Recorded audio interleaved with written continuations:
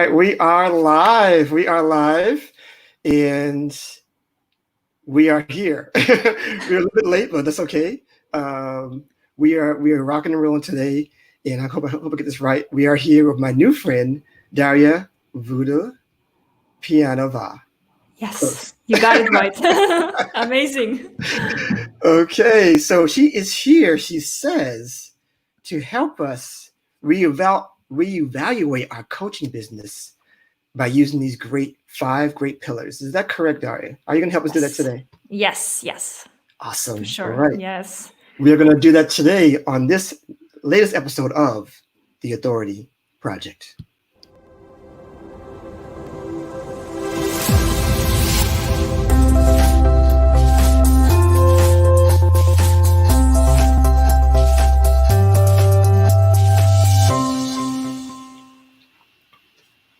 All right, we'll make sure we're all set here for streaming here.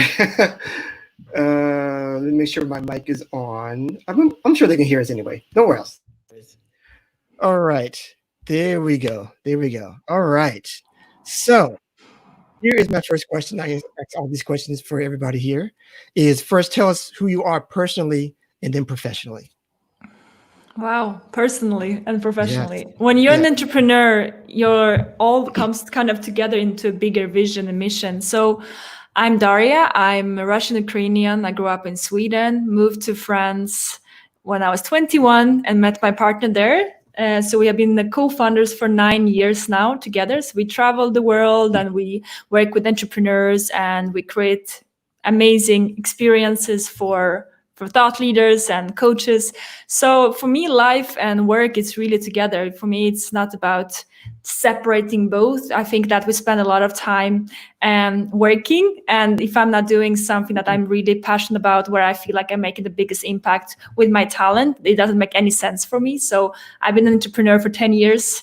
I love everything that has to do with experiences. I love experiences in my own life. I'm not into like buying stuff. I love traveling. I learn languages, create experience for my friends and family, quality time. And in work, it's the same. I love to create experiences for my clients that they can, they can grow and they become better. And to be a bit more, what I really do is that I run the Thought Leadership Academy. So we run a 3-stage academy where we take coaches from kind of making a living to actually making a living. And then from there, we take them to experts and from experts to thought leaders. So we have 5 stages, but we have 3 kind of courses and group programs that we run, and they are part of them. And then they become amazing, sharing their mission and sharing their message. So yeah.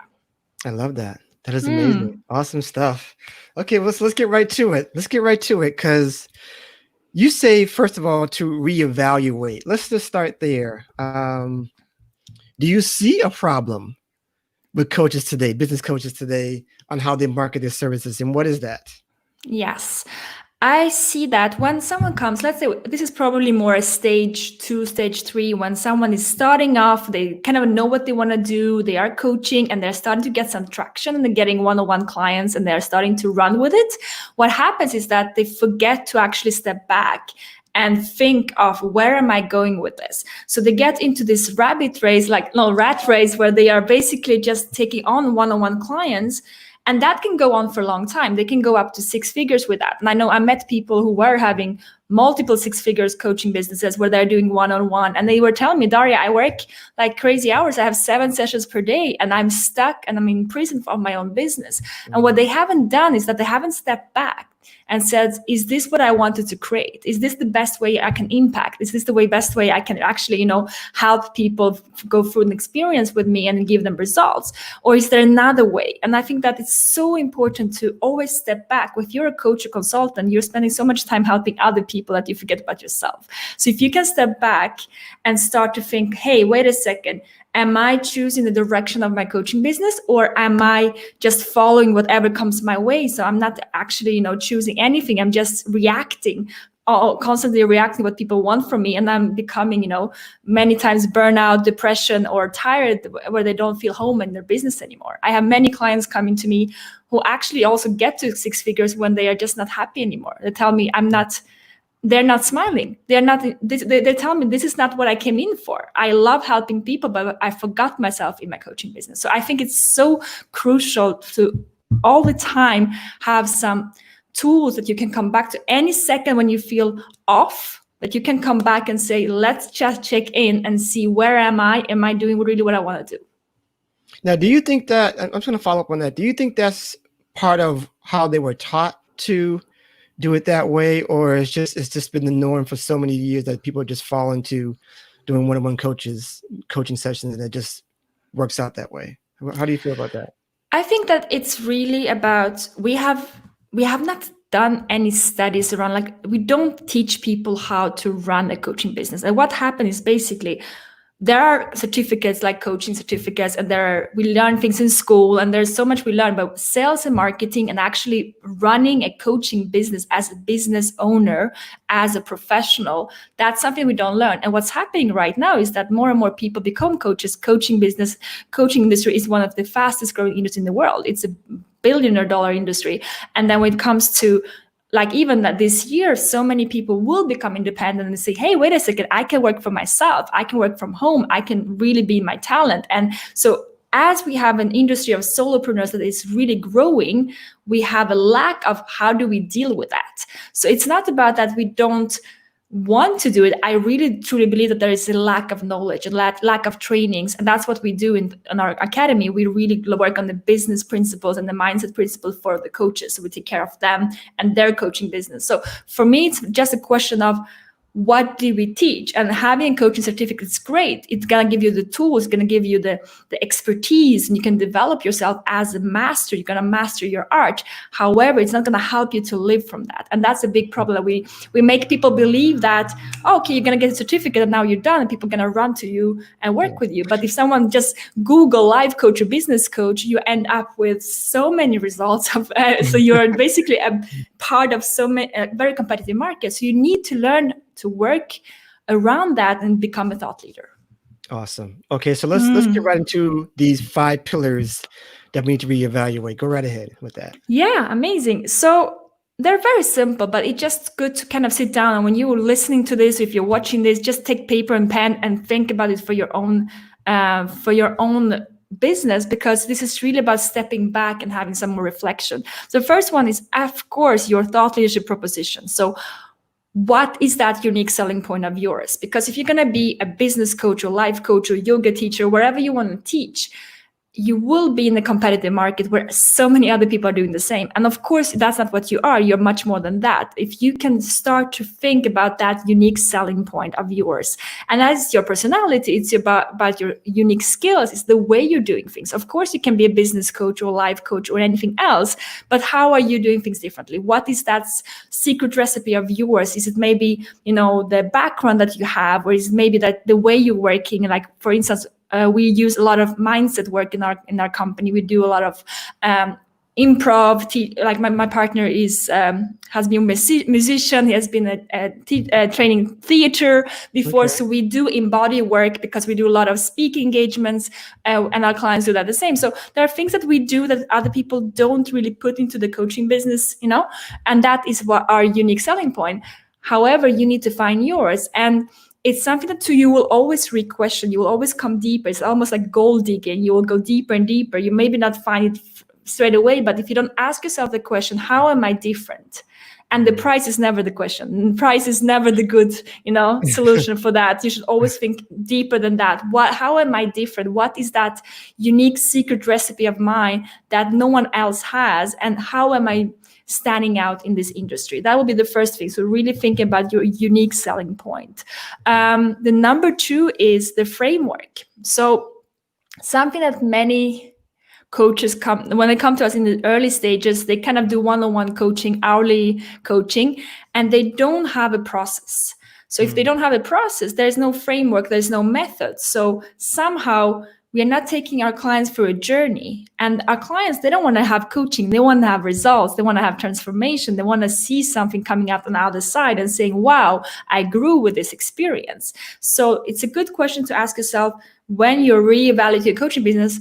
how far have I come into developing my own framework, my step-by-step process? I have the secret recipe, but now what do I do with the secret recipe? How do I present it? Do I have 5 pillars, like now we talk about 5 pillars or 3 pillars, or do I have 6 steps process in models? Like, what do I do? How do I put that together so it makes more sense? And someone can just take that and they can read it and they can use that knowledge and they can apply that themselves. So that's number 2. It's really interesting to see how far ahead am I with my framework development. Number 3 is your current delivery forms. So how do you deliver your knowledge? You have your secret recipe, you have this knowledge of yours. Do you do one-on-one coaching? Do you do speaking engagements? Do you do group coaching? Do you do VIP coaching? And it's not really a question about what do you want to do most of? It's where do you find the best match between your natural, skills, where you feel like, okay, this is a good way for me to work, and for your clients to get results. For instance, if you look into online courses that many people go into after doing one-on-one coaching, the problem with online courses is that only 3% actually go through a course. So if you're talking about impacting with your message, let's say I want to really help people, maybe online course is not the natural next step going away from one-on-one coaching. Because yes, it can, but you need to be really good at creating the user experience, the learning experience, and you need to be good at, it's not just putting together a course and put up some videos and, kind of have that running, because that's not going to naturally just create results. Just think about yourself, how many courses you've bought and they are still in kind of, where is that password of mine? I don't really know anymore. Right. So that's a big problem of if we do. That's a myth that we have. Okay, I do one-on-one coaching and now I want to scale, I'm going to create an online course. So creating delivery methods that are actually going to create results for your clients is very important. For instance, for myself, we have 3 group coaching programs that are running, because that's where we give the biggest results to our clients. That's where we really get the biggest impact. And we have immersions where we meet, well, not at the moment, but we're going to have virtual soon, for 5 days, where we actually, really do the groundwork together. That's kind of things that we have seen have given the biggest results and where we also enjoy the most. So it's about finding that. That's number 3, your specific delivery forms, actually finding the ones that are making impact on your clients and that you're enjoying. Number 4 is price and packaging. So here's the thing. Yeah. Pricing is really not only about the choice of your clients. If you're thinking like, okay, they come to you and they ask you how much do you charge, and you're like, oh, I hope they're gonna accept this, my hourly rate. Yeah. It's not, you're not really mastering your business. You're not really in charge of, your pricing, your packaging. So you have to develop a pricing and packaging where there's the win-win situation, where you feel like, okay, this is the price where I feel valued for my work. This is the price where I can really give the return on investment to my clients. My clients see the value, so they are also on board with that. And there's a really good win-win situation for both of us. So the pricing and packaging, if you are feeling like, oh my God, I'm working so much, I'm undercharged. Maybe you are undercharging and maybe you have to rethink your pricing packaging. And, it can be so simple sometimes. We did we reworked the pricing packaging for one of our new members, and in 2 months, she increased her revenue with 400%. Why? Because she really understood, wow, I'm undervaluing myself. I have to repackage how I'm giving my coaching. And in 2 months, she said it's the first time she can live from her coaching business after 3 years of struggling to make a living. And after 2 months with us, after pricing, packaging being her, her weak point where she was really stuck, she managed to turn it around and say, okay, this is where I need to get something going, and I need to charge more, and I need to work with packaging that is making sense for my clients. And now she's charging, and 400% increase in 2 months, it's going to make a difference in your coaching business for sure. Yeah. I like how, let me just go right. I like how you said pricing and packaging, because I think people just go to the point where we're just going to up the price without doing anything to their packaging. Can you show people how important it is for people for that to be joined together with the pricing and packaging before you go to number 5? Okay. Yes. So, you need to create an experience, and we come back to the framework we were speaking about before. You have a step-by-step process. You're taking you have someone coming to you who needs your help and they want to work with you, and you want to help them to go from A to B, B to C, C to D. And each process, each stage is kind of a package. So you can say that, okay, we're going to start here and you're at this level and I'm going to take you through this. It's going to take 90 days, it's going to take 6 months. It's going to take that much amount of the time. And you're the one deciding. It's not your client going to tell you, I want to do 10 sessions. You're the one in charge saying, for me to be able to do my work well, we need to work together at least for 10 sessions or at least for 12 sessions, because otherwise I cannot really deliver my real value. And being really into non-compromising what you need to do in order to create the best experience for your clients. So that's the first thing. When you start to think about packaging, is what do I need to do to really, if I will stop negotiating myself, if I stop negotiating, I can do a couple of hours like this, or I can go down with the pricing, or I can do this and that, and I can do Facebook ads, and I can do massage, no. What are you good at? What's your secret recipe? What do you need to do to deliver? Like, you're the master of your own skills. So you need to know and be firm and say, for me to be able to work with you, I need at least 90 days. If you want to do one-on-one hourly, I cannot help you. And be able to say no to that and say, my packaging is this way.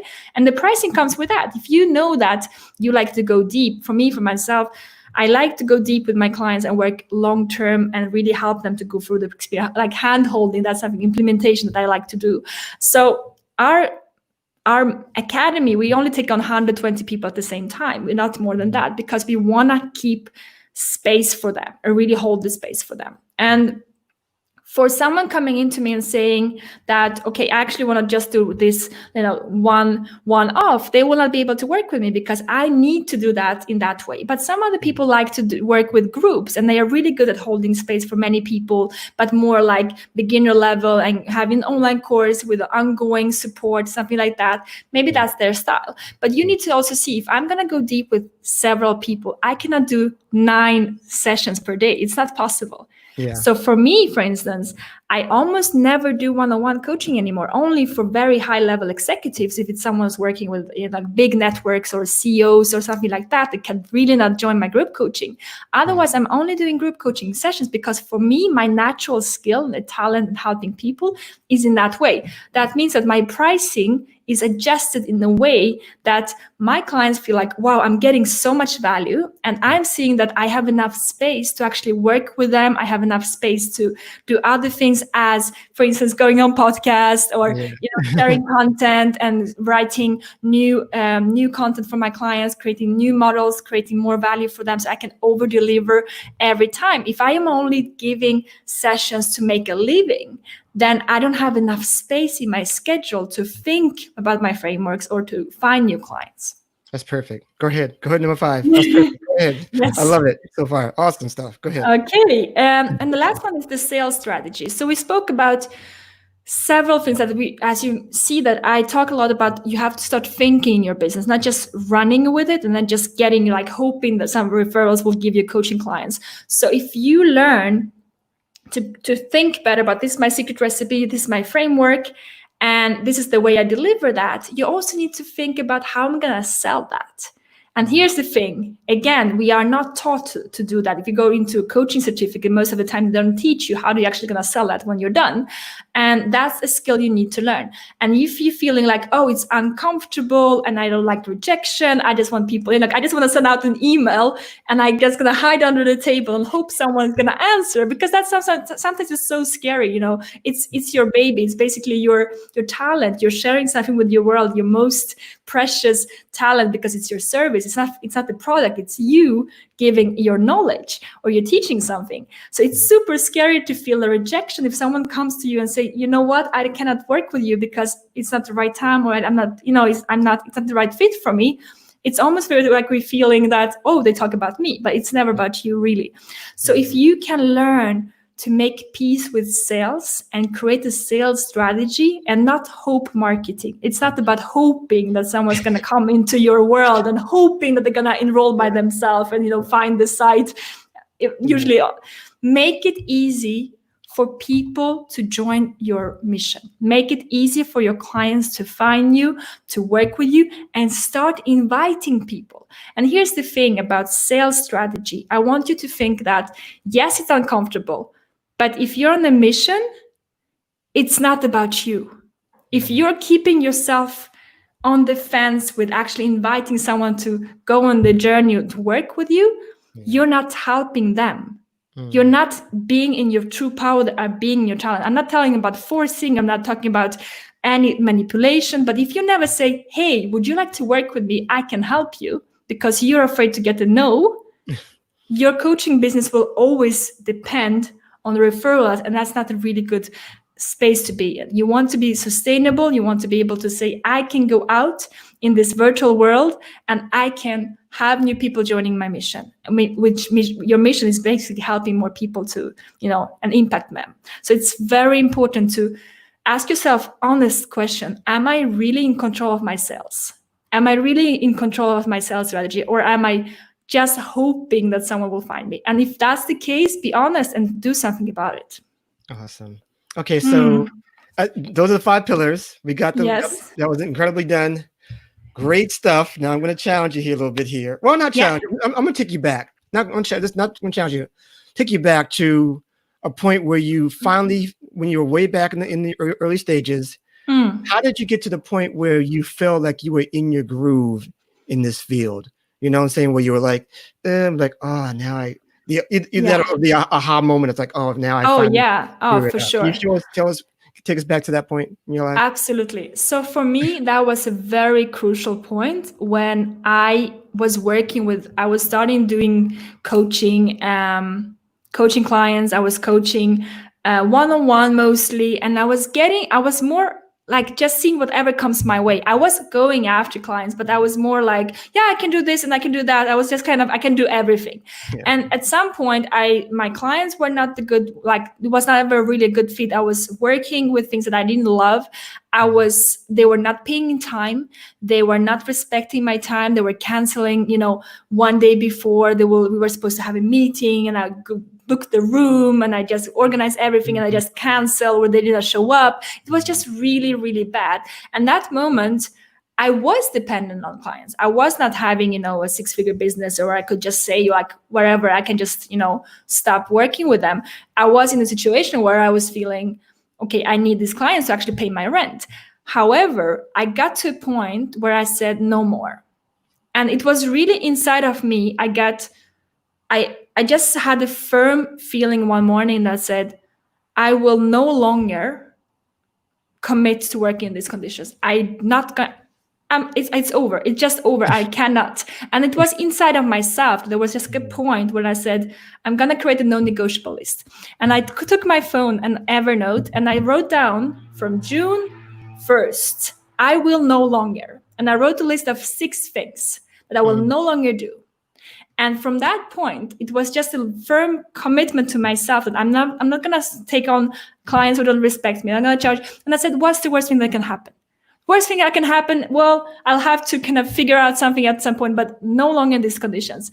And my business grew. In 18 months, we had 460% increase in sales from the moment when I decided that I will no longer accept those conditions. When I became the leader of my own business, when I decided this is the way I'm going to run it, and if it's not good for you, and if you don't want to, accept that those are my conditions to do my work well, then I'm not the right fit. And that gave me better clients, and that gave me more people really coming into my world and saying, wow, and gave me better, they get better results as well, because I was firm at this is how I work and this is how I deliver my support. And it's not going to be doing your Facebook ads, and it's going to be, doing this and that. And that was inside of me. And I was really realizing that the worst thing that can happen is that I will have to find another way. But there's a moment where I need to decide inside of myself that I'm not going to accept these conditions, because this is not the way I want to run my business. Wow. Awesome stuff. That's an incredible. I love all of that. I mean, I guess the only one last question is, because you are obviously an authority in this field. You've proven that today. I'm sure you've proven that over time. can you just tell us? I got to teach. Well, ask this of all our guests now. Tell us how to be an authority for real in this field. If you're just starting out, fresh, and maybe you got your certificate or whatever, maybe you need to have a certificate. Tell us what you people think they need to start to be an authority in this field. How does that work? Great question. I would say do the scary things every day. Stop creating email lists and working on your website and hiding in your cave. Stop hiding in your cave. Like the cave work, everyone doing the cave work, and the one listen to that, they know that they're when I'm speaking about them. Stop doing the cave work. The only thing you need to do is not to have a fancy website or having a this and that or fancy camera. The only thing you need to do is get your phone and contact the person that you think you can help and say, would you like to work with me? The only thing, why are we not doing that? Because it's scary, because rejection. So get over yourself, and get on that phone and get out and start helping people. I think the worst thing we can do is being in that cave, and the cave is basically the space where I have to work on my product, I have to work on my email list, I have to work on my opt-ins, I have to work on this and that, and you're staying in this cave, and the cave it becomes smaller and smaller, and it's full of fear, and it's full of going out in this world and saying, maybe I'm not good enough, maybe I'm not the expert, maybe the imposter syndrome taking over, and you're just feeling smaller and smaller. The only thing you can do is to switch that and say, okay, I'm gonna fail. I'm gonna, it's not gonna work out the first time. It's okay. And just start getting out there, get out of the cave. That's the best thing I can tell anyone starting off. And I'm telling it to my clients, and then all the time I'm really, getting them to get out in this world. You need to get out. And you might say, well, I'm not ready. I'm not someone who's doing lives. I'm not someone who's doing podcasts. Like, who is speaking? Is it you speaking? Or is it your smaller self that is starting to keep you away from your true self, your true power? Because if you really think that, and now I have just a very short story. I have a client of mine, a member of our community. She was telling me, Daria, I don't want to do lives because it's not my style. And I said, no, it's not true. And just get out of, your mission needs you. So it's not about you, it's about your mission. It's about your vision for this. And now she's doing lives every day, almost. Like she's on webinars and she's everywhere, because she's like, oh my God, it's not that scary. It's about go through that. Don't stay in the cave, because being in that cave, you're not helping anybody. So just get out and start producing. Don't think about perfection. Just get out and think about who you're helping. Awesome. I love it. I love that cave analogy. I had a person I'm working with now who was sort of in that same realm of being like, it was scary for her. Now I'm just getting her out of that. So I love how you put that in there. I'm going to show her this right away after we get out of here with this. But that is amazing. Incredible insights. I mean, you killed it.